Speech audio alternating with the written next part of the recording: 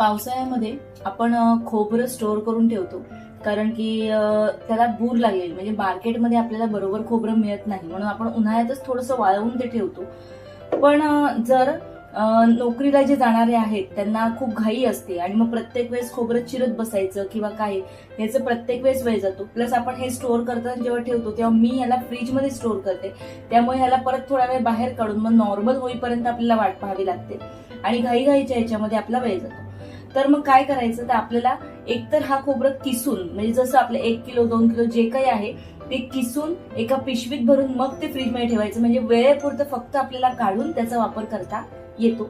तर मी आता खोबरं घेते, मी किसत नाहीये, मी तुकडे करणार आहे बारीक बारीक आणि मग त्याचा आपण स्टोअर करून ठेवणार.